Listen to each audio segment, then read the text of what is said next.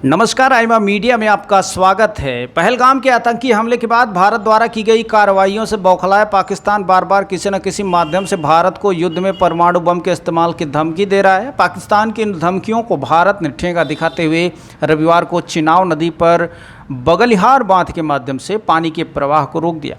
ये इन्हें सरकारी सूत्र के मुताबिक झेलम नदी पर बने किशन गंगा बांध को लेकर भी इसी तरह के कदम उठाने की योजना बन रही है।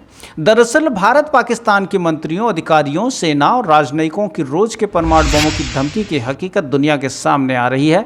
भारत कहता है कि पाकिस्तान एक तरफ आतंकी कार्रवाई करता है और फिर परमाणु बम हमले की धमकी देता है। बदकिस्मती से पाकिस्तान हमेशा यही तरकीब अपनाकर विश्व बिरादरी का भारत पर दबाव डलवाता है, किंतु इस बार भारत सरकार दुनिया की किसी देश की बात सुनने को तैयार नहीं है। यही कारण है कि पहले जो देश पर पाकिस्तान के परमाणु धमकी के माध्यम से भारत को समझाने के बहाने डराते और दबाव की कूटनीति करते थे, अब उल्टे पाकिस्तान के खिलाफ ही बयान दे रहे हैं। अमेरिका के उप राष्ट्रीय सुरक्षा सलाहकार जॉन फिनर ने गुरुवार को व्हाइट हाउस में मीडिया को संबोधित करते हुए कहा कि पाकिस्तान का परमाणु बम अमेरिका के लिए बहुत बड़ी चुनौती है। दिलचस्प ये है कि जब पाकिस्तान के विदेश मंत्री इसहाक डार ने अपने समकक्ष अमेरिकी विदेश मंत्री मार्को रूबियो से बात करनी चाहिए तो उन्होंने उनसे बात करने से इनकार कर दिया और सीधे प्रधानमंत्री शहबाज शरीफ से बात की और कहा कि अमेरिका उनके विदेश मंत्री इसहाक डार द्वारा दिए जा रहे परमाणु हमले की धमकी से नाराज है। यही नहीं, जब शहबाज ने भारत के गुस्से से बचने का अमेरिकी विदेश मंत्री से अनुरोध किया तो उन्होंने पहलगाम हमले की निंदा करते हुए आतंकवाद के साथ न खड़ा होने की बात की। विकसित और ताकतवर देश पाकिस्तान की परमाणु धमकी को भी गंभीरता से लेकर भारत पर दबाव नहीं डाल रहे हैं और अब पाकिस्तान राजदूत यहां नियुक्त हैं, वहीं पर मीडिया की गिदड़ भभकी दे रहे हैं। हैरानी की बात यह है कि यदि पाकिस्तान के पास परमाणु ताकत है तो उसे इस तरह धमकी देने की ज़रूरत क्या है।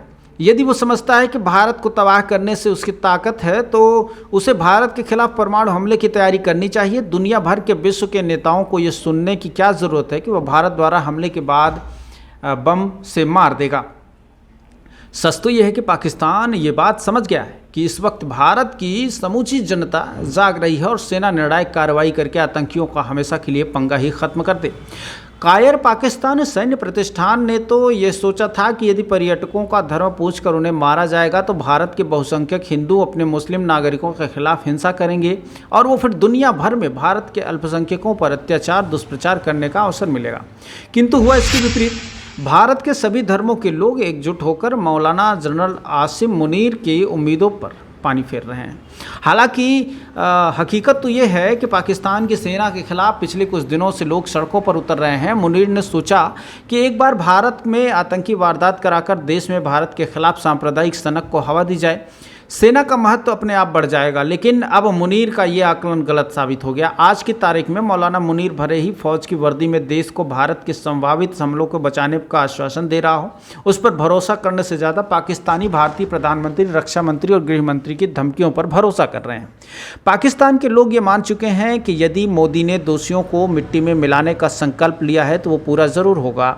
वे कह रहे हैं कि भारत के मौजूदा प्रधानमंत्री पाकिस्तान का पानी भी रोकेंगे और वक्त आने पर हमला भी करेंगे।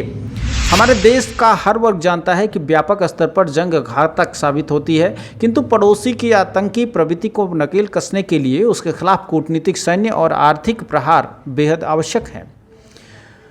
आइमा मीडिया को अगर आप यूट्यूब पर देख रहे हैं तो सब्सक्राइब करें, फेसबुक, इंस्टाग्राम या लोकल ऐप पर देख रहे हैं तो फॉलो करना ना भूलें।